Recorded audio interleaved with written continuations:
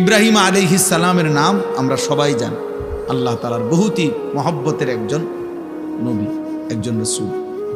আল্লাহ তাআলা যাকে নিজের খলিল বানাইছেন, ওয়াত্তাখাযাল্লাহু ইব্রাহিমা খলিলা। আল্লাহ তাআলা বলেন আমি আল্লাহই ইব্রাহিমকে খলিল, বন্ধু বানাইলাম, বন্ধু বানাইলাম। আল্লাহ তাআলা কোরআনুল কারীমের মধ্যে বলছেন ইব্রাহিম আলাইহিস সালামকে যে সে একজন ব্যক্তি, কিন্তু পৃথিবীবাসী শোনো, আমি আল্লাহ বলতেছি আমার ইব্রাহিম একাই কানা উম্মাতান, ইব্রাহিম একাই একটা জাতি। তিনি একজন ব্যক্তি না, বরং এক ব্যক্তি একটা জাতি। জাতি আল্লাহ তাআলা কোরআনুল কারীমের মধ্যে বলছে, আল্লাহ তাআলা কোরআনে বলছে ইন্নী জাইলুকা লিন-নাসি ইমামা। ইব্রাহিম আমি তোমাকে পৃথিবীবাসীর গোটা বিশ্ব মানবতার ইমাম বানিয়ে দিলাম, ইমাম বানিয়ে। আল্লাহ তাআলা কোরআনে বলছেন হুয়া সাম্মাকুমুল মুসলিমিন। মুমিন শোনো, ঈমানদার, ইব্রাহিমই তোমাদের মুসলিম নামকরণ করেছেন। তাহলে অনেক মর্যাদা, অনেক সম্মান, অনেক বৈশিষ্ট্য আল্লাহ তাআলা কোরআনুল কারীমের মধ্যে আছে। কানিতান, আল্লাহর অনুগত, শাকিরান লিআনউমি, আল্লাহ তাআলার সমস্ত নিয়ামতের প্রতি কৃতজ্ঞ। এটা আল্লাহ বলছে ইব্রাহিম আলাইহিস সালামের সিফাত। ইজতাবাহু, আল্লাহ বলে আমি নিজে তাকে বাছাই করেছি। এরকম অনেক আল্লাহ তাআলা মর্যাদা, সম্মান, ইজ্জত ইব্রাহিম আলাইহিস সালামকে দিয়েছেন। আমাদের মিল্লাতের পিতা বানাইছেন, মিল্লাত আবিকুম ইব্রাহিম। এত সম্মান, এত ইজ্জত, এত মর্যাদা আল্লাহ তাআলা দান করছেন। কিন্তু এর আগে আল্লাহ তাআলা ওনাকে বারবার, অগণিতবার পরীক্ষা করেছেন, পরীক্ষা করছে। وَإِذِ ابْتَلَى إِبْرَاهِيمَ رَبُّهُ بِكَلِمَاتٍ فَأَتَمَّهُنَّ। আল্লাহ তাআলা বলছেন আমি ইব্রাহিমকে অনেকবারই পরীক্ষা করেছি, প্রত্যেকবারই আমার ইব্রাহিম শতভাগ উত্তীর্ণ হয়েছে, গোল্ডেন এ প্লাস পাইছে প্রত্যেকবারে। তাফসিরে মধ্যে আছে হযরত আব্দুল্লাহ ইবনে আব্বাস রাদিয়াল্লাহু তাআলা আনহুমা বলছেন আল্লাহ তাআলা ইব্রাহিম আলাইহিস সালামকে 30 বার, কোন বর্ণনায় আছে 70 বার পরীক্ষা করেছে। কি পরীক্ষা করছে অনেক শব্দই বলা সম্ভব না, কিন্তু পরীক্ষা করছেন কিসের? আসলে এই সবগুলো পরীক্ষা হলো আল্লাহ তাআলা একটা জিনিস ওনার থেকে মূলত পরীক্ষা নিছেন, যে বারবারই ইব্রাহিম আলাইহিস সালামের কলিজার মধ্যে আল্লাহর মহব্বত, আল্লাহর ভালোবাসা সবচেয়ে বেশি কিনা আল্লাহ তাআলা এইটা বারবার পরীক্ষা করছে। প্রতিবারই পরীক্ষার মূল টার্গেট ছিল এটা দেখা, যে ইব্রাহিমের কলিজায় আমার ভালোবাসা বেশি নাকি অন্য কোনো ভালোবাসা। ছোট্টবেলায় মা বাবা মূর্তি পূজক, এমনকি মূর্তি বিক্রেতা ওনার আব্বা, কিন্তু উনি সেখানে দাঁড়িয়েও তিনি বাবা মার অনুসরণ না করে ছোট্টবেলাতেই মহান আল্লাহকে ডাক দিছে। ইব্রাহিম আলাইহিস সালাম কোরআনে আছে, আব্বাকে বলছি ইয়া আবাতি লিমা তা'বুদু মা লা ইয়াসমাউ ওয়া লা ইউবসিরু ওয়া লা ইউগনি আনকা শাইআন। হায় আব্বা, এগুলা কি পূজা করেন আপনি? এ কেমন মূর্তির পূজা করেন যে মা লা ইয়াসমাউ, যে মূর্তি কিছু শুনেও না, ওয়া লা ইউবসিরু, কিছু দেখেও না, ওয়া লা ইউগনি আনকা শাইআন, হ্যাঁ, কিচ্ছু উপকারও করতে পারে না। এটা আসেও না, কান্দেও না, মাতেও না, মুতেও না। এটা কিতে সদবোধ, সদবোধ না, এটা কি? লড়েও না, সরেও না, আপনি এটা কিসের ইবাদত করেন? এইভাবে বলছেন ইব্রাহিম আলাইহিস সালামকে ওনার আব্বা আজর বলছে, তোরে আমি তেজ্য পুত্র করে বাড়ি ছাড়া করে দেব, পাথর মেরে মেরে ফেলবো, লা আরজুমান্নাকা ওয়াহজুরনি মালিয়া। কোরআনে আছে ইব্রাহিম আলাইহিস সালাম বলছেন, বাবা আমি আপনাকেও ছেড়ে দিলাম, পুরা ফ্যামিলি ছেড়ে দিলাম, তবে মনে রাখবেন ওয়া আদউ রাব্বি, আমি আমার রব আল্লাহকে ডাক দিলাম। আসা আল্লাহ আকুনা বিদুআই রাব্বি শাকিয়া। এরপরে বললেন, বাপ আমি বিশ্বাস করি আমার ওই এক মহান আল্লাহ রবকে ডেকে কেউ কোনোদিন বেইজ্জতি হয় না। রবকে ডেকে কেউ বেইজ্জতি হয় না, আল্লাহকে ডেকে কেউ লাঞ্ছিত হয় না। ওয়াইদা সাআলাকা ইবাদি আন্নী ফাইন্নী করিব। আল্লাহ বলে আমার বান্দা যখন আমার কাছে চায় আমি তার একদম কাছে চলে আসি। উজিবু দাওয়াতাদ দাঈ ইদা দাআনি। আমার বান্দা যখনই আমাকে ডাকে আমি তার প্রত্যেকটা ডাকে সাড়া দিয়ে থাকি। জমিন থেকে বলে বান্দা, জমিন থেকে বান্দা বলে আল্লাহ, রব্বে করিম আর শাজিম থেকে বলে বলো না বান্দা, বলো না। বান্দা বারবার বলে, জিকির করে, তসবিহ পড়ে, কখনো বলে সুবহানাল্লাহ, কখনো বলে আলহামদুলিল্লাহ, কখনো বলে আল্লাহু আকবার, কখনো বলে লা ইলাহা ইল্লাল্লাহ। এভাবে আল্লাহকে ডাকতে থাকে, ডাকতে থাকে। আল্লাহ আল্লাহ আল্লাহ আল্লাহ আল্লাহ আল্লাহ। প্রতিবারই বলে বলো না বান্দা, বলো না লাব্বাইক আবদি, বান্দা আমি তো আছি, বলো না কি চাচ্ছ, কি চাচ্ছ বলো না। কিন্তু বান্দা কিছুই বলে না, শুধু আল্লাহকে ডাকে, আল্লাহকে ডাকে, আল্লাহকে ডাকে। হাদিসের মধ্যে আছে একটা পর্যায়ে আল্লাহ নিজেই তখন বলতে থাকে, আমি বুঝছি বান্দা তুমি আমারে ডাইকা মজা পাইছো, ঠিক আছে বান্দা তুই আমারে ডাকতে থাক, আমি আল্লাহ নিজেই তোকে দিতে থাকি। আমি জানি বান্দা তোর ছেলেটা অসুস্থ, মেয়েটা অসুবিধায় আছে, একটা ছেলে বিদেশে ঝামেলায় আছে, বউটার শরীর ভালো না, তোর নিজেরও শরীর ভালো না, তোর কোথায় কি অসুবিধা আমি তো জানি সব। তুই আমারে শুধু ডাকতে থাক, আমি তোর প্রয়োজন পূরণ করতে থাকি। মান শাগালাহু যিকরি আন মাসআলাতি আতাইতুহু আফদালা মিম্মা উতিয়াস সাইলিন। হাদিসে কুদসিতে আছে আল্লাহ বলে আমার যে বান্দা আমার জিকির করতে করতে আমার কাছে চাইতে সময় পায় নাই, আমি তারে সবাই চাইয়া যে টুক নিছে তার চাইতে বেশি দিয়ে দেব। আসা আল্লাহ আকুনা বিদুআই রাব্বি শাকিয়া। এই জন্য ছোট্টবেলার থেকে ইব্রাহিম আলাইহিস সালাম পরীক্ষা দিয়েছে। নমরুদের আগুনের কুণ্ডলিতে যখন পড়ে তখন ইব্রাহিম আলাইহিস সালাম অগ্নিকুণ্ডে পড়ার সময় জিব্রাইল, মিকাইল, ইসরাফিল, আজরাইল এরকম চারজন ফেরেশতা ওনারা এসে ইব্রাহিম আলাইহিস সালামকে সাহায্য করতে চাইছে। তাফসিরে আছে যে ফেরেশতারা বলছে আপনি আমাদের কাছে সাহায্য চাইলে আমরা আপনাকে আগুনের এই কুণ্ডলি থেকে বাঁচিয়ে দেব। ফেরেশতারা তাফসিরে আছে ইব্রাহিম আলাইহিস না না জানো না, সরো তোমরা, আমি যার জন্য আগুনে পড়তে যাচ্ছি তিনি আমাকে দেখছেন, হাসবি আল্লাহ, আমার আল্লাহই যথেষ্ট। এই আল্লাহ এগুলো পরীক্ষা করছে বারবার, কলিজার ভিতরে 24 ঘন্টা আমি নাকি গায়রুল্লাহ নাকি অন্য কেউ। এইভাবে পরীক্ষা করে করে 84 বছর বয়সে আল্লাহ তাকে একটা ছেলে দিছেন, ইসমাইল। বলছে ছেলে দিলাম, কোলে নিতে পারবে না, চুমা দিতে পারবা না, এমনি সাইয়া থাকবা। ও ঠিক আছে মালিক, আমি আপনাকে ভালোবাসি। এরপরে কয়দিন পরে আল্লাহ বলছে এবার আর সাইতাও ফাটতা না, দূরে দিয়ে আসো, চোখের আড়ালে যাও, বাচ্চারে বাচ্চার মারে হাজেরাকে দিয়ে আসো। তো আল্লাহর ঘরের কাছে, কাবার কাছে, মরুভূমিতে, খাদ্য পানি জনমানবহীন, ঘাস লতা পাতাবিহীন জায়গাতে একাকি রেখে আসছে। কয়দিন পরে আল্লাহ বলছে ইব্রাহিম প্রথমে তো দেখতে দিছি, ছুঁইতে দেই নাই, এরপরে আড়ালে রাখছি, এবার আড়ালেও রাখবো না, এবার জবাই করে দাও। ইব্রাহিম আলাইহিস সালাম বলেন মাওলা আপনি জানেন না আমি আপনাকেই ভালোবাসি। বারবার পরীক্ষা নিল, আমি ইব্রাহিম, আমি হারতে চাই না মাওলা, আমি জিতবই, আমি জবাই করবই। তো ঠিক এই গর্দানে ছুরি রাখছে। তো ইব্রাহিম আলাইহিস সালাম কি তামসা করে জবাই করতেছিল না বাস্তবিকে? উনি বাস্তবিকেই চেয়েছে, উনি ঠিক মতোই জবাই করতে চাইছে, আল্লাহ তাআলা জবাই হইতে দেন নাই।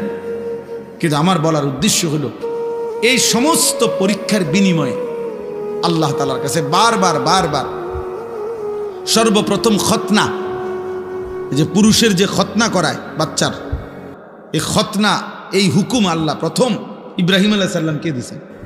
এইভাবে ইব্রাহিম আলাইহিস সালাম তার জীবনের এই সমস্ত পরীক্ষার বিনিময়ে যখন উত্তীর্ণ হয়েছেন, এইভাবে এই যে কইলাম উনি সর্বপ্রথম আল্লাহ তাআলা খতনার হুকুম ওনাকে দিয়েছেন। উনি বয়সকালে নিজের খতনা নিজে করাইছেন। প্রথম দাড়ি চুল এই পৃথিবীতে প্রথম ব্যক্তি যার দাড়ি চুল সাদা হয়েছে বুড়ার কারণে, বয়সের কারণে, ইব্রাহিম আলাইহিস সালাম। আউয়ালু মান শাবা, মানে উনার আগে আদম আলাইহিস সালামের পরে কারো চুল দাড়ি সাদা হতো না, বুড়ো হইল সর্বপ্রথম আল্লাহ তাআলা উনার চুল দাড়ি সাদা বানাইছেন।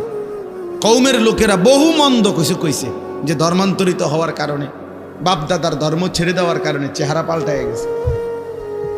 কিন্তু ইব্রাহিম আলাইহিস সালাম আল্লাহ তাআলার মহব্বতকে প্রাধান্য দিয়ে কারো কোনো নিন্দায় তিনি সামান্যতম প্রভাবিত হন নাই। এইভাবে বারবার বারবার পরীক্ষা দিয়ে ইব্রাহিম আলাইহিস সালাম যখন উত্তীর্ণ হয়েছেন, সেই উত্তীর্ণ হওয়ার পরে আল্লাহ তাআলা তাকে এবার বলছি, ইব্রাহিম আমি তো তোমার কিছু একটা পুরস্কার দিতে চাই, চলো ইব্রাহিম, পুরস্কার স্বরূপ আমার ঘর, কায়নাতের সর্বশ্রেষ্ঠ ঘর, আমি আল্লাহ তাআলার ঘর কাবা তোমার হাত দিয়ে বানাইতেছি, যাও তুমি আমার ঘর বানাও। আমার এই ঘর আমি আদম আলাইহিস সালামের জামানায় ফেরেশতাদের মাধ্যমে বানাইছিলাম, নূহ আলাইহিস সালামের জামানায় আমি ঘরের উপরের প্রাচীর দেওয়াল তুফানের সময় আমি উঠাই নিয়েছিলাম। অনেক দিন হয়েছে আমার ঘরের ভিত্তি আছে নিচে, কিন্তু উপরে আর বানাই নাই, এবার তোমারে দিয়ে বানাই, তো তুমি আমার ঘর বানাও। ওয়াইদ বাওয়ানা লি ইব্রাহিমা মাকানাল বাইত, আল্লাহ বলেন আমি নিজে ইব্রাহিমকে তার জন্য আমার ঘর জায়গা সম্পূর্ণ নির্ধারণ করে দিলাম। এরপরে সংক্ষেপ কথা হলো, ইব্রাহিম আলাইহিস সালাম ওনার ছেলে ইসমাঈলকে নিয়ে আল্লাহর ঘর নির্মাণ করছেন। আল্লাহর ঘর নির্মাণ করার পরে আল্লাহ তাআলা তখন এই আয়াত আল্লাহ বলছে, ওয়াআদ্দিন ফিন নাস বিল হজ, ইব্রাহিম তুমি যেহেতু আমার ঘর বানিয়েছ, অতএব আমার এই ঘরকে কেন্দ্র করে সারা পৃথিবীর আমার বান্দাদেরকে ঘোষণা দাও যে তারা যেন আমার এই ঘরকে উদ্দেশ্য করে হজে আসে। ওয়াআদ্দিন ফিন নাস বিল হজ, হজ্জের ঘোষণা দাও। ইব্রাহিম আলাইহিস সালাম বললেন, আয় মাওলা, এত দূর দূরান্তে আপনার বান্দাদের কাছে আমি আওয়াজ পৌঁছাবো কেমন? আমি ডাক দিলে শুনবে কয়জন? তো আল্লাহ তাআলা বললেন, ইব্রাহিম আওয়াজ দেওয়া, ডাক দেওয়া, আহ্বান করা, আজান দেওয়া এটা তোমার দায়িত্ব, পৌঁছানো আমার দায়িত্ব। আলাইয়াল বালাগ, আমার দায়িত্ব পৌঁছানো, আমার দায়িত্ব। এই জন্য প্রতিটা মুয়াজ্জিন, মসজিদে যিনি আজান দেয়, প্রত্যেক মুয়াজ্জিন তাকে যেন আল্লাহ বলে যে আমার ঘরে তুই আজান দাও, তুমি শুধু আওয়াজ বের করো, আমার বান্দার কলিজার মধ্যে কে নামাজি হবে আমি আল্লাহ পৌঁছায় দেব। এই জন্য মুয়াজ্জিন বড় দাম, মুয়াজ্জিন খুব দাম, খুব দাম। যত মানুষ আল্লাহর দিকে মানুষকে ডাকে, তন্মধ্যে সর্বশ্রেষ্ঠ ডাক আল্লাহর দিকে, সর্বশ্রেষ্ঠ দাওয়াত মুয়াজ্জিনের দাওয়াত। জানেন সর্বশ্রেষ্ঠ দাওয়াত কোনটা? আজান, পূর্ণাঙ্গ দাওয়াত। এই জন্য পৃথিবীর কোন বক্তা, ওয়াইজ, পীর, একের যত বড় বুজুর্গ হোক, যারা মানুষকে আল্লাহর দিকে ডাকে, ওনাদের সকলের দাওয়াতের চাইতেও শ্রেষ্ঠ পূর্ণাঙ্গ পরিপূর্ণ দাওয়াত হলো মুয়াজ্জিনের দাওয়াত, তাওহীদের দাওয়াত। প্রমাণ কি? প্রমাণ হলো এই আজানের দোয়া। এই দোয়াটাই কম কি? আজানের দোয়া নবীজি বলছেন, আজানের দোয়ার মধ্যেই নবীজি আজানকে বলছেন, আল্লাহুম্মা রাব্বা হাযিহিদ দাওয়াতিত তাম্মা। এই যে দাওয়াতিত তাম্মা মানে হলো পূর্ণাঙ্গ দাওয়াত। কি? আজান। আজান নবীজি এখানে পূর্ণাঙ্গ দাওয়াত বলছে কোনটা রে? হ্যাঁ, এই জন্য আজান আমাদের দেশে খুব গাফলতি। গ্রামের বুড়া অসল 200 বছরের বুড়া একজনের দায়িত্ব দিয়ে দিছে, এবার আজান দেয় যে 300 বছর ধরে এরকম করে আজান, মানে না মানে মস্কারি করে। আর হুজুর আজান কদ্দুর বোঝেন তো, আর এটা লেগে একজন লোক রাখিয়া বোঝা ঝামেলা বেড়া গেলাম, আজানে না কদ্দুর, এটা বলে আজান কদ্দুর। এটার লেগে একজন লোক রাখিয়া টাকা 3000 নষ্ট করার চাইতে বন খাউন, 3000 টাকার বন খাইলে কতগুলো বন পাওয়া যায়, বুঝেন না কথা? আশ্চর্য, আফসুস, অসংখ্য মসজিদ খামখেয়ালি করে মুয়াজ্জিন রাখেন, মনে করে এটা কিচ্ছু না, এটা আজান কদ্দুর হুজুর, এটা আবার একবারে এটার লেগে এত একটা লোক রাখতো কিচ্ছু। একজন দিলেই তৈরি, একজন যদি দিলেই হইলো এটা হইতো, তো রাসূলুল্লাহ সাল্লাল্লাহু আলাইহি সাল্লামের জামানায় সমস্ত সাহাবী তো আজান দিতে পারতো, তো আলাদা বেলালকে নির্ধারণ করা হলো কেন? কথা বলেন না কেন? আলাদা নির্ধারণ করা হলো কেন? রাসূলুল্লাহ সাল্লাল্লাহু আলাইহি সাল্লাম মুয়াজ্জিন নির্ধারণ করছেন কিনা বলেন, তাইলে এটা খেয়াল করবেন। মসজিদের ইমাম, মসজিদের মুয়াজ্জিন মসজিদের সমস্ত টাইলসের চাইতেও দামি। মসজিদ টাইলস না হলেও চলতো, কিন্তু মুয়াজ্জিন থাকা দরকার ছিল। মসজিদে SS5 এর গেট না লাগাইলেও চলতো, মসজিদে উপযুক্ত ইমাম থাকা দরকার ছিল। আগে কইয়াল 4000 টাকা 5000 টাকার ভিতরে হুজুর একজন হুজুর দেন, 5000-এর ভিতরে, হ্যাঁ হুজুরে দিতে হইব 5000-এর ভিতরে। আমি অনেকের জিজ্ঞাসা করছি যে চাচা 5000 টাকাটা কি দিন ধরছেন না শরীরের ওজনে ধরছেন না কি হিসাবে, মানে হুজুর মিলাইছেন কেমনে, যে ডেইলি 300 কইরা না 200 কইরা না কেমনে মিলাইলেন 5000? নাকি হুজুরের শরীরের ওজন, যদি হুজুরের ওজন হয় আপনার 60 কেজি, তাহলে বেতনে 5000 কেমনে মিলাইছেন? আফসুস, হায় মুসলমান, যদি আখিরাতের কদর বুঝতো, যদি নামাজের প্রয়োজন বুঝতো, যদি প্রয়োজনীয় মাসাইল শিখা, ওযু, নামাজ, গোসল, হালাল হারাম, বাজার ব্যবসা, বিবাহ শাদী, লেনদেনে, যাকাত সাদাকা, ইসলামের বিধান যদি পূর্ণ মানার প্রয়োজন বোধ করত, তো খোদার কসম এই সমাজের ইমাম আর মুয়াজ্জিনই হতো সবচেয়ে বেশি পয়সার বেতনধারী। মূলত আমরা মনে করছি আমাদের এগুলা কোনো দরকার নাই, নমাজ কদ্দুর ফরাইব, হ্যাঁ 5000। আবার আলগা আছে হুজুর, আলগা আছে, মানে আলগা জিন, হুজুরের লগে কি আছে, জিন ভূত আলগা আছে। আমরা বেতন কম হইলে কি হুজুর আলগা, মাশাআল্লাহ ভালো, আলগা কিতা, আলগা জিন না, আলগা আমাদের সাথে আলগা আছে কয় ভূতের, জিনে ধরলে কয় তার লগে আলগা বলে না, এটা আলগা আছে কত হেঁটে রে, যারে জিনে ধরে তারে না কয় আলগা আছে। আফসুসের আলগা আছে বলে আস্তাগফিরুল্লাহ। না, মুয়াজ্জিনকে কদর করবে, বলেন ইনশাআল্লাহ। প্রত্যেকে নিজ নিজ জায়গায় ফিকির করে, মসজিদের ক্ষেত্রে মনে রাখেন এটা ইমাম মুয়াজ্জিনের অনেক প্রয়োজনীয়তা। উপযুক্ত ইমাম, উপযুক্ত মুয়াজ্জিন দরকার এটা। আমরা এটার প্রতি গুরুত্ব দিই, এই মানে লাইটিং করে মসজিদের ডেকোরেশন করে অনেক সুন্দর করছে, ভালো, এটা করছেন, আমি গুনাহ করছেন আমি এটা বলি না, কিন্তু ইমাম মুয়াজ্জিনের ব্যাপারে এই খামখেয়ালি কেন এই খামখেয়ালি? আল্লাহ আমাদেরকে মাফ করে দেন। চলেন তো, এরপরে আল্লাহ তাআলা বললেন আজানের মানে হজ্জের আজান দাও, এলান করো। ইব্রাহিম আলাইহিস সালামকে আল্লাহ বললেন ইয়াতুকা রিজালান ওয়া আলা কুল্লি দামিরিন ইয়াতিনা মিন কুল্লি ফাজ্জিন আমিক। ইব্রাহিম মনে রেখো, তোমার আজকের আজান আমি আল্লাহ তাআলা কিয়ামত পর্যন্ত পৌঁছিয়ে দেব, আর কিয়ামত পর্যন্ত আমার এই ঘরকে কেন্দ্র করে কাছের যারা তারা পায়ে হেঁটে, আর পৃথিবীর দূর দূরান্ত থেকে, প্রতিটা গলি প্রান্ত থেকে, পৃথিবীর শেষ প্রান্ত থেকেও আমার বান্দা তার বাহনে চড়ে আমার এই ঘরের উদ্দেশ্যে আসবে। ইন্তজাম আমি করব, তুমি শুধু আজান দিয়ে দাও। আজকে আলহামদুলিল্লাহ সারা পৃথিবীব্যাপী আজও সারা পৃথিবীর ইমানদার, পৃথিবীর শেষ প্রান্তের মোমেনের কলিজার ভিতরেও আল্লাহর ঘর জিয়ারতের আকাঙ্ক্ষা আছে। যে দিলে আল্লাহর ঘর জিয়ারতের আকাঙ্ক্ষা নাই, এই হজের মাস দেখে এটা বললাম, যেই কলিজার মধ্যে আল্লাহর ঘর জিয়ারতের আগ্রহ জাগে না, কাবার ওই কালো গিলাফ যে দেখে নাই। আমি সব সময় বলি বাবা, ছেলেরা তোমাদেরকেও শুনো ভাইয়া, কালো ওই গিলাফ, কাবার ওই কালো ঘর, কালো গিলাফ, আল্লাহর ঘরের সৌন্দর্য যে দেখে নাই, যে চোখ, মদিনার রওজা সবুজ গম্বুজ যে চোখ দেখে নাই, আমি সব সময় বলি ওই চোখ কিছুই দেখে নাই। আরে বেটা তুই কিছুই দেখোস নাই বেটা, কালো গিলাফের সৌন্দর্যই দেখলা না, সবুজ গম্বুজের সৌন্দর্যই দেখলা না, মদিনার রওজায় দাঁড়াইবার আগ্রহই জাগলো না।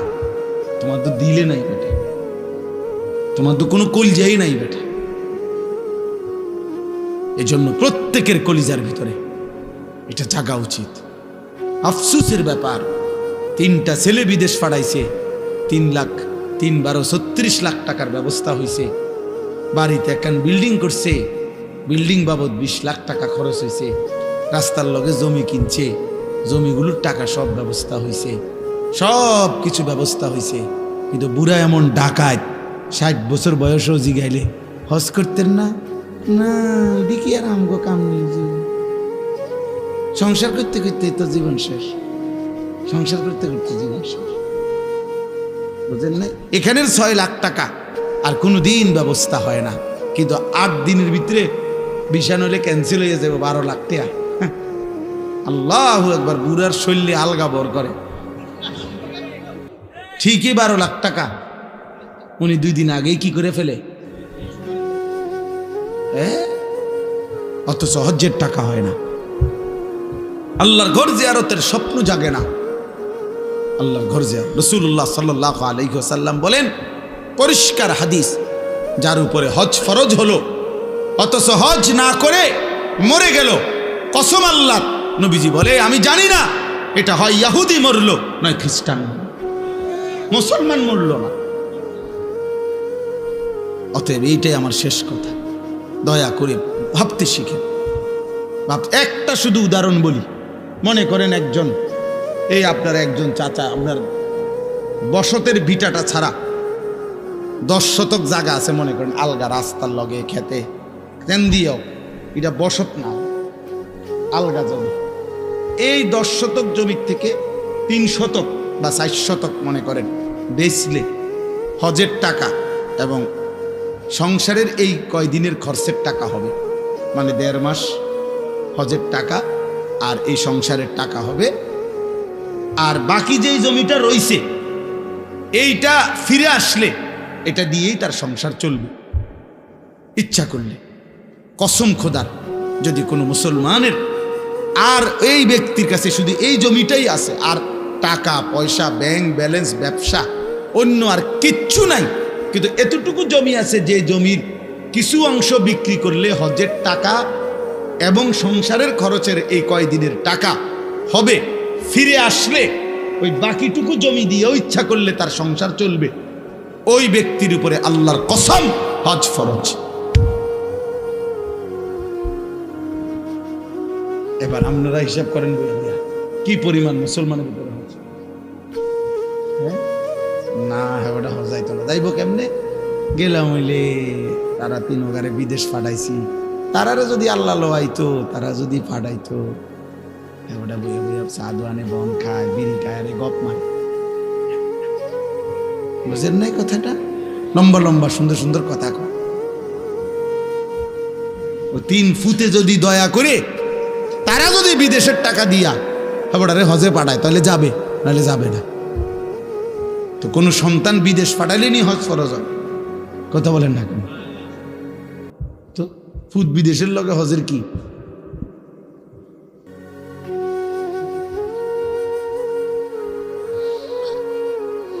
আল্লাহ আমাদেরকে মাফ করে দেন। এজন্য বারবার বলতেছি, হজ্জের এই মাসে, এটা আমার এই দ্বিতীয় শেষ কথা এটাই, হজের এই পবিত্র মাসে আল্লাহর বান্দারা ছুটছে। ইতিমধ্যে আল্লাহর বান্দারা প্রতিদিন ফ্লাইট হইতেছে। আল্লাহ চাহে তো আমরাও যাবো ইনশাআল্লাহ। এই জন্য আমি সবার জন্য দোয়া করি। আমার ড্রাইভার, আমার সাথে আমারটা ছেলে থাকে, ওরারে বলছি 200 টাকা করে জমাও। নিজে বলছি আমি, আপনি জিজ্ঞাসা করে দেখি। আমি বলছি 200 টাকা করে জমাও, 200 টাকা। তুমি পুরা টাকা মিলাইতে পারতা না, রব মিলাবে। রব তোমার দিল চাইবে, ঠিকই ব্যবস্থা হয়ে যাবে, ঠিকই ব্যবস্থা হয়ে যাবে। আপনি আলাদা করেন। কিশোর যুবক ভাই, তোমরাও 100 বার 1000 কোটি বার কক্সবাজার দেখা আর 1000 কোটি বার পৃথিবীর দর্শনীয় স্থানগুলো দেখার চাইতে মালিকের ওই কাবার গিলাফ দেখা একবার কোটি গুণে শ্রেষ্ঠ। তুমি এটা আন্দাজই করতে পারবা না ওই ঘর দেখার স্বাদ কেমন, ওই ঘর দেখার মজা কেমন। এই জন্য দয়া করে রাসূলুল্লাহ সাল্লাল্লাহু আলাইহি সাল্লামের রওজায় আথারে যাওয়া তার চাইতে বড় সৌভাগ্য কি? আমি প্রথম যে বছর নবীজির রওজায় সামনে দাঁড়াইছি, তো আমি তাকাইয়েই রয়েছি আর কাঁদতেছিলাম আর বলতেছিলাম যে হায় রাসূল, সেই ছোট্টবেলা থেকে কতবার আপনার নাম নিলাম, কত কিতাব পড়লাম, কতভাবে আপনার নাম বললাম, আর আপনি এখানে, আপনি এখানে। এই জন্য আমরা প্রত্যেকে ইনশাআল্লাহ আল্লাহর ঘর জিয়ারতের স্বপ্ন, মালিকের ঘর দেখবেন। এটা মুমিনের যুগ যুগান্তের, মুমিনের জীবনের একটা সাধনা, স্বপ্ন যে আমি আমার রবের ঘর দেখি। এর টাকার হিসাব কি? আমার শায়েখ আল্লামা মুফতি মুশতাকুন নবী সাহেব প্রতি বছর, আমি মনে হয় 20 বছর ধরে দেখি ওনারে সব সময় হজ্জে যায়, উমরায় যায়। আমি একবার ওনারে জিজ্ঞাসা করছি যে হুজুর, এই পর্যন্ত আপনি কয়বার হজ করছেন, হজ উমরা করছেন কয়বার? হুজুরে এক সুন্দর কথা বলছে, মাওলানা শ্বশুর বাড়িতে মানুষে কয়বার যায় গুণানি যায়, শ্বশুর বাড়িতে কি গুণিনি যায়? বললেন তো মানে অর্থ হইল যে মাওলানা হজ্জের সফর ভালোবাসার সফর। কিসের সফর? ভালোবাসার সফর। এ তো প্রেমের সফর, এ তো মহব্বতের সফর। অতএব ভালোবাসার সফরে আবার হিসাব কি, কয়বার গেছি এই হিসাবের তো বিষয় না, মালিকের ঘরে বারবার যাইতে পারা এটাই তো বড় বিষয়। আমি ওই উপরে তাওয়াফ করলে, মানে কাবা ঘরের চারদিকে যে তাওয়াফ করে, এখন আধুনিক সিস্টেম হলো ওখানে নিচতলা আছে, দোতলা আছে, 3 তালা আছে, 4 তালা আছে, এমনি এমনি একের 6 তালা পর্যন্ত আছে। তো চারদিকে তো 3 তলায় তাওয়াফ করলে ধাক্কাধাক্কি কম, ঠেলাঠেলি কম, আরামসে তাওয়াফ করা যায় আস্তে আস্তে। তো কিন্তু সময় বেশি লাগে, প্রায় 1 ঘন্টা 1 ঘন্টা 10 মিনিট সময় লাগে। নিচে করলে 20-25 মিনিট সময় লাগে। হ্যাঁ, তো আমি একদিন হুজুরে আমারে বলতেছে মাওলানা 3 তালা দিয়ে তাওয়াফ করবেন। তা আমার আবার 2 দিন পরে আমার কইলো তাওয়াফ করছেন? আমি হ করছি। কোনান দিয়ে আমি বললাম নিচে। আপনারা না বললাম উপরে তাওয়াফ করতেন? আমি বললাম হ করছি তো, কিন্তু এনে সময় বেশি লাগে, 1 ঘন্টার উপরে লাগে। তখন হুজুরে আমারে বলছিল মাওলানা সময় কি আপনার আব্বার? বলছি না, আল্লাহ। বললেন তাহলে আল্লাহর দেওয়া সময় আল্লাহর জন্য একটু বেশি ব্যয় হবে, এর জন্য আপত্তি কিসের? এই জন্য দয়া করে আল্লাহর দেওয়া রিজিক, আল্লাহর দেওয়া মাল, আল্লাহর দেওয়া সম্পদ আমার মালিকের জন্য খরচ হবে, এটার মধ্যে কার্পণ্য কিসের? আর আল্লাহর নবী সাল্লাল্লাহু আলাইহি ওয়াসাল্লাম বলছেন মা আমআরা হাজ্জুন কাত্তু, এই শেষ কথা বলবেন। নবীজি বলছেন, আল্লাহর কসম নবী বলছেন, কোন হাজি হজের জন্য, উমরার জন্য আল্লাহর পথে এই হজ উমরার সফরে খরচ করে নবীজি বলছেন কখনোই গরিব হবে না। বিয়াতে খরচ করে মানুষে ফকির হয়, ব্যবসায় খরচ করে মানুষে ফকির হয়, অন্যখানে ফকির হইতে পারে, বিল্ডিং করতে গিয়া ফকির হয়ে গেছে, কিন্তু রাসূল বলছে আমার আল্লাহর ঘরের জিয়ারত করতে গিয়ে টাকা খরচ করার কারণে এই লোকটি ফকির হয়েছে, এমনটা হবে না, আমি রাসূল গ্যারান্টি দিলাম। আল্লাহ আমাদের প্রত্যেককে আল্লাহর ঘর জিয়ারতের তৌফিক দান করেন। কোরআনুল কারীমের মধ্যে আছে কালিলাম মা তাশকুরুন। আল্লাহ তাআলা বলেন শুকর আদায় করে কম। কালিলাম মা তাযাক্কারুন। কোরআনে আল্লাহ বলেন উপদেশ গ্রহণ করে কম। ওয়া কালিলুম মিন ইবাদিয়াশ শাকুর। আল্লাহ বলেন আমার শুকরকারী বান্দা পরিমাণে কম। তাহলে আল্লাহর অনুগত, আল্লাহর কথা শুনে আল্লাহর কথার প্রতি কৃতজ্ঞ হয়, এরকম পরিমাণ সবসময় কমই হয়। এটা নিয়ে আফসোসের কিছু নেই। কম কিংবা বেশি, সফলতা কিংবা ব্যর্থতার কিছু নেই। এখানে মনে করেন 50,000 লোক হইলে আমার কবর রাজা মাফ তো কথা কয় না তো আল্লাহ বলি করে বুটও হারাইলাম না, কবর রাজাবো মাফ হইল না, তাহলে আমার কি হইল? কাজে এখানে সংখ্যা কোনো কি না, বিষয় না। কতজন এটা কোনো কিছু। সবাই চিনলে সফল, সবাই না চিনলে ব্যর্থ, এটা কোরআন সুন্নাহর কথা না, ইসলামের কোনো বক্তব্য না। জনপ্রিয়তা কোনো জরুরি কোনো বিষয় না। কোরআনুল কারীমের মধ্যে 25 জন নবী এবং রাসূলের নাম আছে। কতজন? তো মোট নবী রাসূল কি 25 জন? তো বাকিদের নাম নাই কেন? যাদের নাম নাই ওনারা ব্যর্থ। পৃথিবীতে 5,000 সাহাবীর নাম কোনো কিতাবে নাই। সবগুলো কিতাবে একসাথ করে একবারে বাড়ি চালান দিলেও তো হবে না। 5,000 সাহাবীর নামও একসাথে পাওয়া যাবে। তো 1.25 লক্ষ সাহাবী তো বিদায় হজ্জের ময়দানে, আরাফাতের ময়দানে নবীজির সামনে ছিল। হজের সময় নবীজি যে বছর হজ করেছেন 1.25 লাখ সাহাবী ছিল। তাহলে 1,25,000 সাহাবীর মধ্যে 5,000-এর নামও তো কোনো কিতাবে নাই, কোনো বইতে নাই, ইতিহাসে নাই, নাই ওনাদের নাম কেউ জানে না। তাহলে যাদের নাম কেউ জানে না ওনারা ব্যর্থ তো আর তাহলে সমস্যা কি? এই জন্য দোস্ত, সবাই চিনলেই সফল, না চিনলে ব্যর্থ, এমন কিছু না। এটা কোনো বিষয়। বুজুর্গানে দ্বীন বলে আল্লাহ তাআলার 2টা নাম আছে, আয-যাহির আল-বাতিন। এই 2 নামের অর্থ হলো, একটা নামের অর্থ হলো আয-যাহির, অর্থ হলো প্রকাশকারী, আল-বাতিন গোপনকারী, আবৃতকারী, যিনি গোপন রাখেন। আর যাহির মানে যিনি প্রকাশ করেন। তো মুফাসসিরিনে কেরাম বলেন, মুহাদ্দিসিনে কেরাম বলেন যে আল্লাহ তাআলা তার নামের গুণ আল্লাহ তাআলা তার পছন্দসই বান্দার উপরে প্রয়োগ করেন, ইলকা করেন, ঢালেন।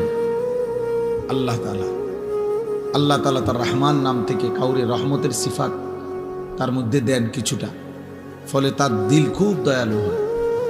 এরকম অনেক গুণ আল্লাহ তার বান্দাকে দেন, বৈশিষ্ট্য। এটা আল্লাহ তাআলা কুদরতি নিজাম।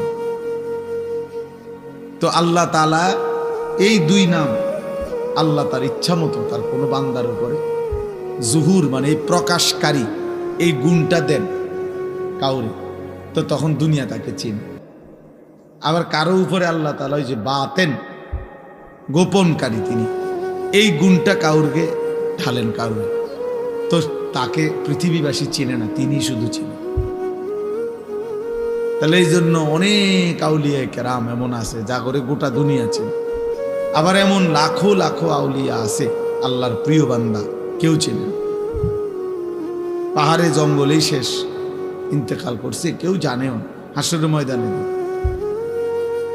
এই জন্য দোস্ত, এটা একটা জরুরি বিষয়। কোরআন সুন্নাহর দৃষ্টিতে সংখ্যা, পরিচিতি এটা কোনো বিষয় না। কতজন এটা কোনো কথা। সূরা ইয়াসিনের মধ্যে একটা ঘটনা আছে, ওয়াদরিব লাহুম মাসালান আসহাবাল কারিয়া। এই ঘটনার মধ্যে আছে 3 জন রাসূল আল্লাহর পক্ষ থেকে একটি এলাকার মানুষকে দিবানিশি কালেমার দাওয়াত দিছে, আল্লাহর দিকে দাওয়াত দিছে। 3 জন রাসূল মিলে একসাথে দিন রাত মানুষকে কালেমার দাওয়াত দেওয়ার পরে ইমানদার হইছে ওনাদের হাতে এই পুরা সময় একজন। ওয়াজাআ মিন আকসাল মাদিনাতি রাজুলুন, এই যে রজুলুন মানে একজন, এই একটা লোক ঈমানদার ছিল।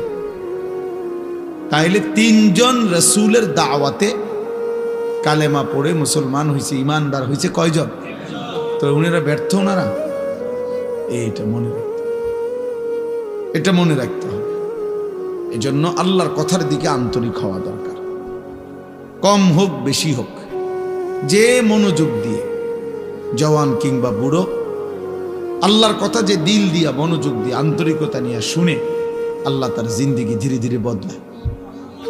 কোনো গাফেল বদলায় না, অলস বদলায় না, গাফেলই থেকে যায়। খামখেয়ালি আর কি, অবহেলা, অলসতা। কোরআনুল কারীমের মধ্যে আছে আল্লাহ তাআলা আমাদের নবী সাল্লাল্লাহু আলাইহি ওয়াসাল্লামকে বলছে, এই যে এখন আমাদের প্রিয় ভাই মাওলানা মুফতি ইউসুফ বিন ইকবাল, আপনারা যদি কেউ শুনে থাকেন তার বয়ান, তো আন্দাজ করবেন যে সে কি পরিমাণ পড়াশোনা করছে। রাসূলুল্লাহ সাল্লাল্লাহু আলাইহি ওয়াসাল্লামের শত শত হাদিস আল্লাহ তাআলা তার কলিজায় সিনার মধ্যে মুখস্থ রাখছে। যাই বলে কিতাবের নাম, মুসান্নিফের নাম সহ বলে। আমি নিজে ওনার বয়ান শুনি, ব্যক্তিগতভাবে মহব্বত করি। তো আপনাদেরকে জিকিরের কথা বলতেছিল। কোরআনুল কারীমের মধ্যে আছে আল্লাহ তাআলা আমাদের নবী সাল্লাল্লাহু আলাইহি ওয়াসাল্লামকে জিকির করতে বলছে। ওয়াযকুর রাব্বাকা ফি নাফসিকা তাদাররুআন ওয়া খীফা ওয়া দুনাল জাহরি মিনাল কওল বিল গুদুওয়ি ওয়াল আসাল।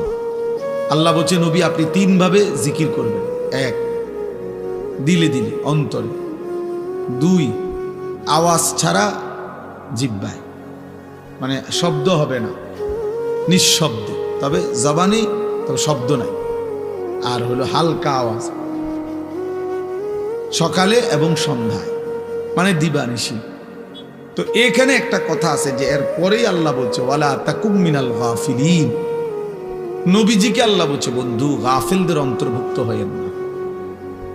তাহলে আমাদের রাসূল সাল্লাল্লাহু আলাইহি সাল্লামকে যেখানে আল্লাহ বলছে গাফিলদের অন্তর্ভুক্ত হবেন না, নবীজি সাল্লাল্লাহু আলাইহি ওয়াসাল্লাম গাফিল হওয়ার কোনো প্রশ্নই আসে না।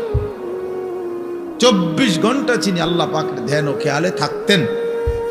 সেই তাকেই আল্লাহ বলছে, এরপরেও বলতেছে যে আপনি গাফিলদের অন্তর্ভুক্ত হবেন না। তাইলে আমাদের জন্য কি পরিমাণ গুরুত্ব। কিন্তু তোমরা ছেলেরা বাপ, অগণিত ছেলে বাবা, তোমরা বুঝতেই চাও না যে তোমাদের জীবনের কোনো গন্তব্য আছে কিনা, তোমার টার্গেট আছে কিনা, কোথায় গিয়ে থামবা তুমি, তোমার জীবন শেষ পর্যন্ত কোথায় গিয়ে পৌঁছবে। অসংখ্য ছেলে পেলে তোমরা জানো না। এই ক্ষণিকের শাহওয়াত, ক্ষণিকের মনের চাহিদা, কিছুক্ষণের যৌন চাহিদা, এই তোমার নারী, ছবি, মোবাইল, চুলের ফ্যাশন, অশ্লীলতা, বেহায়াপনা, অসভ্যতা, নোংরামি, সমবয়সী বন্ধুদের আড্ডা, আর কুকুর বিড়ালের মতো কিছু জঘন্য নিকৃষ্ট কথাবার্তা, যেটা মনুষ্যত্বের, মানবতার বহির্ভূত। এই কিছু কাজে লাখ লাখ শত শত ছেলে তোমরা জিন্দিগি শেষ করে দিচ্ছ। এভাবেই রাত বয়ে যায়, দিন শেষ হয়ে যায়। এমন সুন্দর যৌবন, এমন সুন্দর সময়, হায়াত অনাদরে, অবহেলায়, খামখেয়ালিতে জোয়ারের পানির মতো ভাইসা যেতেছে।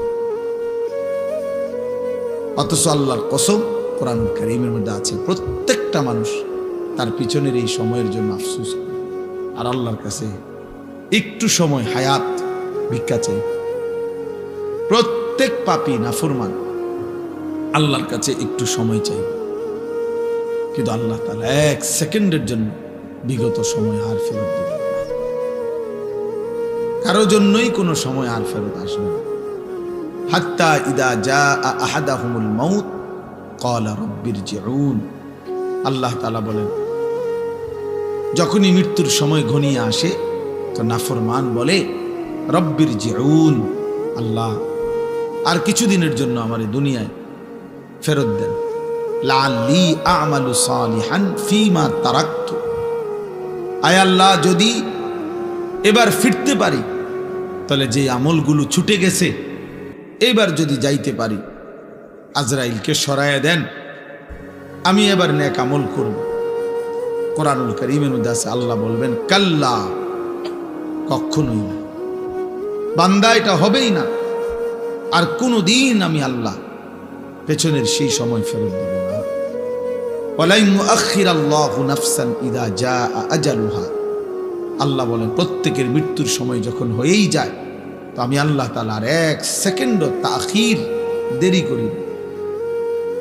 দেরি করি না, কাউকেই আমি আল্লাহ থাকতে দেই না। এজন্য বন্ধু আমার, দোস্ত আমার, সুখে থাকলেও মরে যাবেন, দুঃখে থাকলেও মরে যাবেন, হাসি কিংবা আনন্দ কিংবা বেদনায়, রাজপ্রাসাদ আর কুড়ে ঘর, সব অবস্থাতেই মারাই যাব, কবরেই চলে যেতে হবে। এই অনিবার্য বাস্তবতা, চিরন্তন এই সত্য যে আমাকে মরতে হবে, আমাকে চলে যেতে হবে, এটাকে অ্যাভয়েড করা, অস্বীকার করা, পাশ কাটানো, বুঝতে না চাওয়া, এটা নিতান্তই বোকামি ছাড়া আর কিছু না। কারণ বলে আমি বুঝি নাই এই জন্য আমার মরণ নাই, না, আপনি না বুঝতেও মরে যাবেন। আপনি খেয়াল না করলেও মরে যাবেন, খেয়াল করলেও মরে যাবেন, খুব কেয়ারফুল থাকলেও মরে যাবে, আর অসতর্ক থাকলেও মরে যাবে। চাইলে আমার ভাই, আমার বাপ, আল্লাহর কথা, এ কথা নিয়ে আজকের কথা না শুনে, আমাকে যেতেই হবে, চলে যেতে হবে। গন্তব্য চিনা, মঞ্জিল চিনা, আমি আসলে যাব কোথায়, যাচ্ছি কোথায়, থামবো কোথায়, খোদার কসম এটা বুঝা আল্লাহর সবচেয়ে বড় নিয়ামত।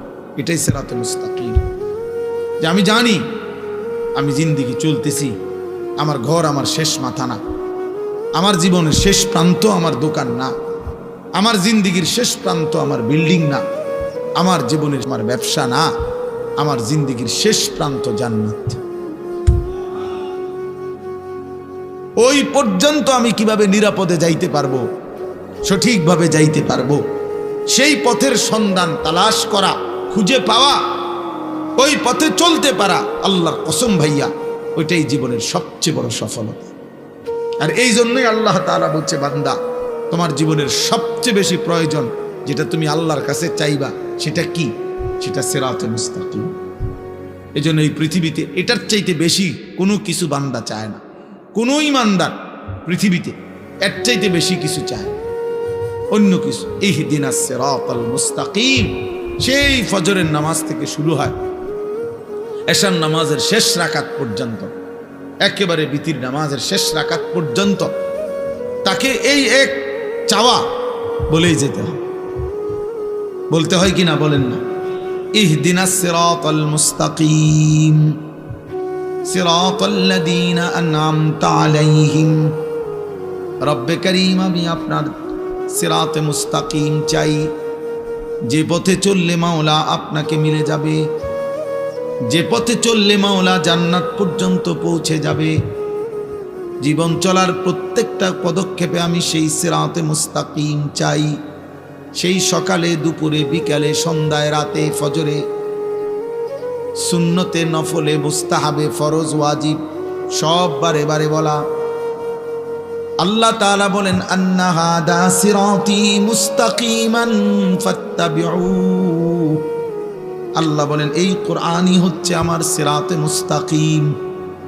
আন্না হাদা, নিশ্চয়ই ইহা, সিরাতি মুস্তাকিমান, আমি আল্লাহর সিরাতে মুস্তাকিম। ফাত্তাবিউ, অতএব বান্দা একেই অনুসরণ করো।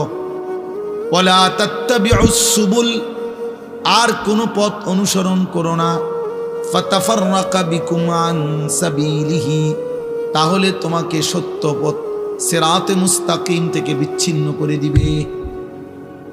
এজন্য এটা জীবনের বড় পাপ। আমার এটা খুব আফসোস লাগে। স্কুলে পড়ে, কলেজে পড়ে, ইউনিভার্সিটিতে পড়ে, কত কিছু পড়ে। আহা বন্ধু, বাংলা কথা বলতে পারে, ইংরেজি অনেক কথা সুন্দর জানে, কিন্তু মঞ্জিল চেনে না, কোথায় গিয়ে থামবে। মনে করছে এগুলো, এতগুলো পড়া পড়তেছি, একটা সময় আইসা কর্মজীবনে শেষ বয়সে সুখ করব, শেষ বয়সে একটা ভালো চাকরি, একটা ভালো ব্যবসা, দুনিয়াবি একটা সমাজে একটা স্ট্যাটাস। কিন্তু দেখা গেছে সব যখন ঘুষায় কবরে যাওয়ার সময় হয়ে যায়,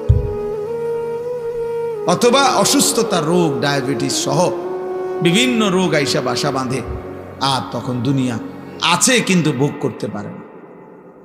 প্রতিদিন সকালবেলা যে কোনো ডায়াবেটিক হসপিটালে কেউ যদি যায়, 7টা বাজে, দেখেন কি পরিমাণ বয়স্ক মাঝ বয়সী লোক, ভদ্রলোক, শিক্ষিত, উচ্চ শিক্ষিত, সমাজের এলিট পার্সন কিভাবে বসে সিরিয়াল ধরে রয়েছে ডায়াবেটিস পরীক্ষা করতে।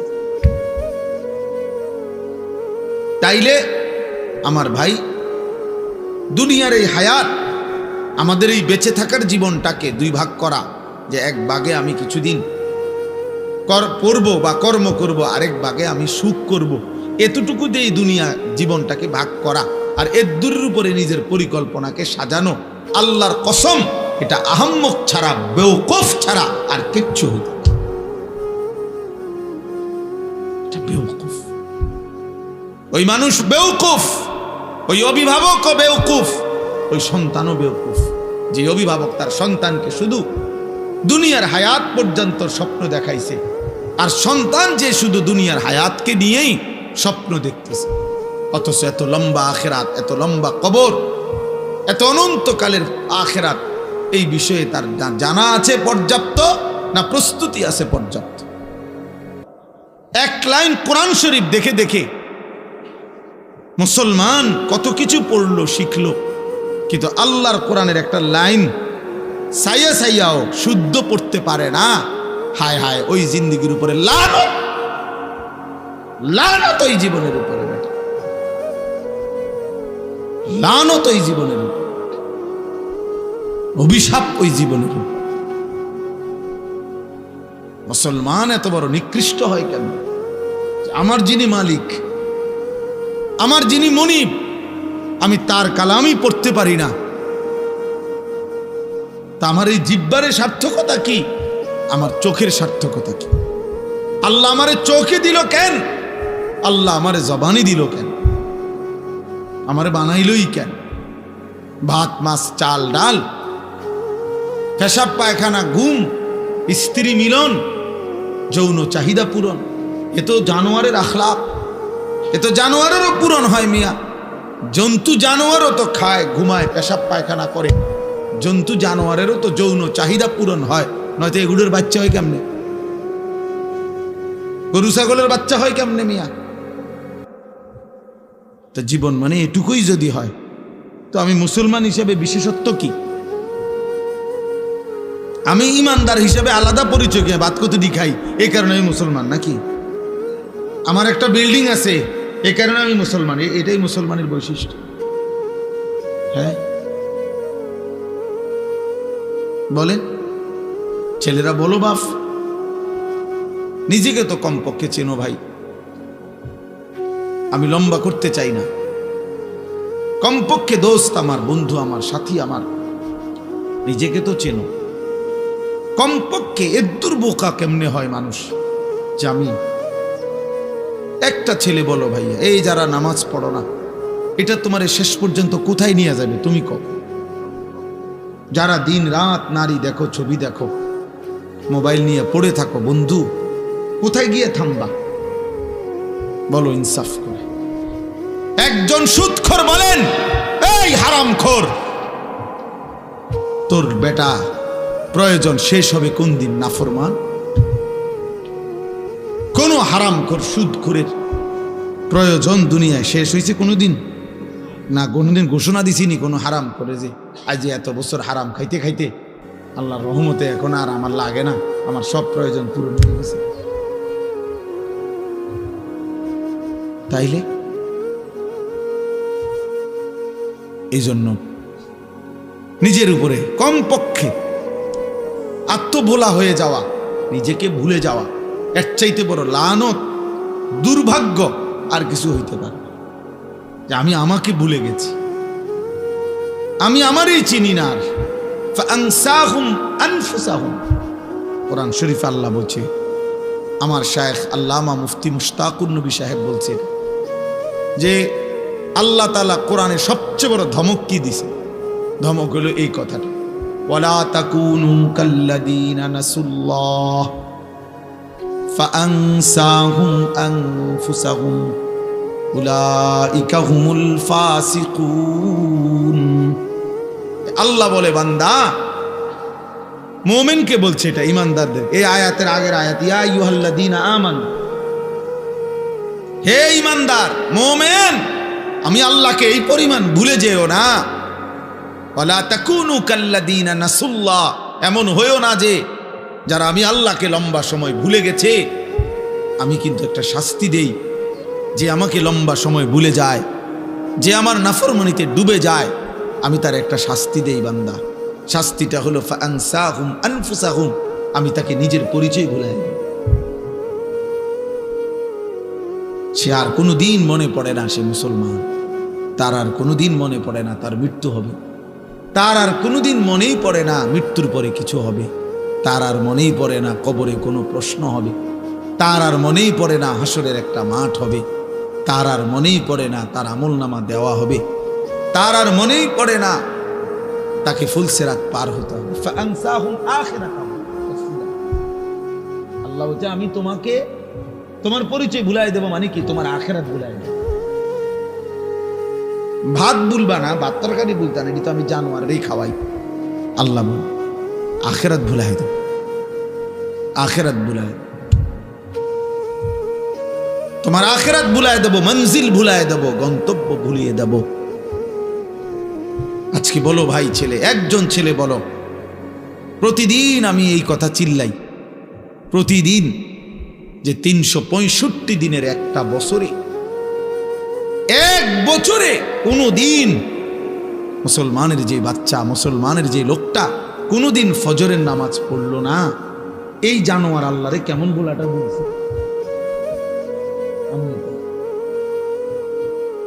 এই জানোয়ার কত বড় জানোয়ার, এটা কত বড় নিকৃষ্ট জন্তু। কুত্তা তার চাইতে কোটি গুণ ভালো বেটা, কুত্তার চাইতে 1,00,000 গুণ ভালো। কুত্তা মালিকের নাফরমানি করেন। 365 দিনের এক বছরে কোনোদিন এই জানোয়ার কোনোদিন ফজরের নামাজ পড়ে না, অথচ সে কহে বলে মুসলমান। আরে তুই কি মুসলমান? তোরে মুসলমান বললে মুসলমান কারে করবে? হাইওয়ান। ভাত খাও দেখে মুসলমান, খানা তো জানোয়ারের আখলাক। ঘুম যাও দেখে মুসলমান, না ঘুম তো জানোয়ারেও যায়। মুসলমান তো ঘুমকে বলে না। ইসলাম মানে ঘুম, ইসলাম মানে ভাতের থালা, ইসলাম মানে বিল্ডিং। সেজদা কি? সেজদা আল্লাহ বলছে সেজদা। এই কপাল খেয়াল রাখলে হবে, এই কপাল রব্বুল আলামিন, আপনারা সবাই খেয়াল করে বুঝেন, এই কপাল পৃথিবীর উপার্জনের কোনো কাজে লাগে না। মানুষের হাত, পাও, চোখ, কান, দিমাগ মানে বুদ্ধি, বিবেক, এগুলো দুনিয়াবি বিভিন্ন উপার্জন করার জন্য লাগে। চাকরি হোক, ব্যবসা হোক, দোকান হোক, ক্ষেত হোক, খামার হোক। কিন্তু কপাল দিয়া মানে কপাল ঠেললা টাইনা দুনিয়াবি কোনো উপার্জন করে না। কপাল দুনিয়ার কামাই রোজগারির কোনো কামে লাগে না। তো এইটা আল্লাহ তাআলা কেন বানাইলেন কপাল? আল্লাহ তাআলা শুধুমাত্র ভাইয়া একটা যুবক হলেও ভাইবো বাবা, আল্লাহ তাআলা এই কপাল শুধুই বানাইছেন সেজদার জন্য। এজন্য সেজদা আরবিতে কাকে বলে? আরবিতে সেজদার সংজ্ঞা কি? পরিষ্কার কিতাবে আছে, ওয়াদউল জাবহাতে আলাল আরদ, জমিনের উপরে কপাল রাখা, এটারে কয় সেজদা। এই মানে কপাল আল্লাহ বানাইছেনই কিসের জন্য? সেজদার জন্য। অতএব যেই কপাল সেজদা দেয় না, তুই কোনো মানুষ না। এই জন্য আমি সব সময় বলি, বেটা রাগ করো আর কোনোদিন না আসলাম, একবারের আশাতেই আসি, প্রতিবার আয়ন কঠিন আমার জন্য। আর যদি কোনোদিন নাও আসি তো মনে রাখো, যারা এখানে যারা বসা, যাদের কপালে সেজদা নাই, যারা নামাজ পড়ো না, তোর ওই কপালে থুতু মারলাম, থু থু তোর কপালে, থুতু মারি তোর কপালে, থু তোর কপালে, লানত তোর কপালে। আল্লাহ কোরআনে তোকে লানত দিছে, ওয়া ইন্না আলাইকা লানাতা ইলা ইয়াউমিদ্দিন। আল্লাহ বলছে ইবলিস সেজদা দিলি না, ঠিক আছে, আজকের থেকে নিয়ে কিয়ামত পর্যন্ত তোর উপরে আল্লাহর লানত। যা ভাত খা জানোয়ার, খানা তোর খাওয়াবো, খানা যেহেতু আমি কুত্তারে খাবাই, তোরে খাবাইতাম না, খা। ভাতে না খাইবি বেটা, খাইবি আর পেশাব করবি, বাথরুমে যাবি, খা। নারী দেখ, ছবি দেখ, উলঙ্গ দৃশ্য দেখ, আর কি জানোয়ারের মতো চলতে থাকো, একদিন ধাক্কা দিয়ে জাহান্নামে ফেলে দিবে। ওমান ইউশাকিকির রাসূল মিন বাদি মা তাবায়্যানা লাহুল হুদা ওয়া ইয়াত্তাবি' গায়রা সাবিলিল মুমিনিন। আল্লাহ বলেন আমার রাসূলের বিরুদ্ধাচরণ যে করবে, আমার ইমানদার মুমিন যেই পথে চলে তার উল্টো পথে যে চলবে, দুইটা অপরাধ। এক নাম্বার, আমার রাসূলের বিরুদ্ধাচরণ যে করবে, ইমানদার মুমিন যেই পথে চলে সেই পথের উল্টো পথে যে চলবে, নুয়াল্লিহি মা তাওয়াল্লা, আমি আল্লাহ তাকে একদিন সেই উল্টো পথেই চালাইতে থাকব। ওয়া নুসলিহি জাহান্নাম, এই উল্টো পথে চলতে চলতেই একদিন নাফরমানকে জাহান্নামে ফেলে দেব।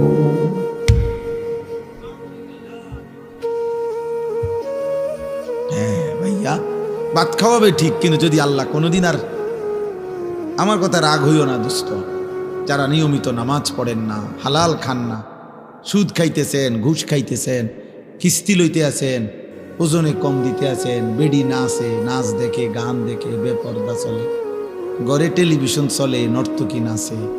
আচ্ছা, যদি আল্লাহ তাআলার কোনোদিন না ফিরায়, আর কোনোদিন যদি তৌফিক না দেয়, যুবক মনে করো আর কোনোদিন তোমার সেজদার তৌফিক দিলই না, আর কোনোদিন মনেই পড়লো না নাম, তো কি হবে অবস্থা? কোনোদিন আর এই গুনাহ থেকে, হারামের উপার্জন থেকে, সুদের টাকা, ঘুষের টাকা, হারাম উপার্জন থেকে আর ফিরবার সুযোগই দিছে না, মনে করো, তো তখন কি হবে? হ্যাঁ, এরপরে গন্তব্যটা কোথায়? এটা বোঝা উচিত, এটা বোঝা উচিত। আমরা ওয়াজ শুধুই ওয়াজ, বক্তা যাচাই করা না, যে এক এক বছর লাইরা সেরা বক্তা দাওয়াত দাও, যখন যার একটু পরিস্থিতি আছে তারে আইনা দাওয়াত দাও, কিছু লোক হইব, কিছু চটপটি বুট বাদাম বেচা হইব, হ্যাঁ কিছু মানুষ, এর জন্য না বাপ, আমি ব্যক্তিগতভাবে এর পক্ষপাতী না। আমার কথা হইল একজনই শুনুক আর 10 জনই শুনুক, বলতে হবে আল্লাহর জন্য। এই জন্য ভাই আমার, বাবা আমার, আমরা প্রত্যেকেই ইনশাআল্লাহ আল্লাহর দিকে ফিরে, আল্লাহর দিকে ফিরে আসা, মালিককে সেজদা দেওয়া, এর মধ্যেই আমাদের ইজ্জত, শান্তি, নিরাপত্তা, দুনিয়ারও সৌন্দর্য, আখিরাতেরও সৌন্দর্য। কোনো হারামখোর খুশিতে নাই, কোনো সুদখোর বেঈমান, এই ঘৃণিত কোনো পাপী মানুষের কাছে সমাদৃত হয় না। কেউ হয়তো সামনাসামনি বেইজ্জতি হয়, কেউ হয়তো পিছনে হলেও কি হয়, বেইজ্জতি। কোনো সুদখোর রে কেউ কোনো জোনায়েদ বাগদাদি কয় না। মানুষ এত বেকুব না, আপনি খাইবেন সুদ, আর মানুষের মাশাআল্লাহ ওনার দেখতে একটা জোনায়েদ বাগদাদির মতো লাগে। হ্যাঁ, মানুষে চিরা খায় আর আপনি ভাত খান। মানুষে বুঝে না, বাটফার রে মানুষে চিনে। কথা বোঝেন নাই? যে মানুষ আলোকে আলোই বলে, অন্ধকারকে কি অন্ধকারই বলে। এজন্য প্রত্যেকটা ফরমান সীমালঙ্ঘনকারী, জালেম, বেইজ্জতি হয়। এটা সবক বন্ধু, সবক। এটা আমাদের জন্য শিক্ষা। একটা আদালত অঙ্গন, যাদের কথায়, যার কথায়, আঙ্গুলের ইশারায় যার উঠত বসত, থরথর করে কাঁপত, সময়ের অল্প দিনের ব্যবধানে আজ যখন সেই আদালতে তাকে নেওয়া হয়েছে, তোর পথচারীরা তারে থাবড়ায়,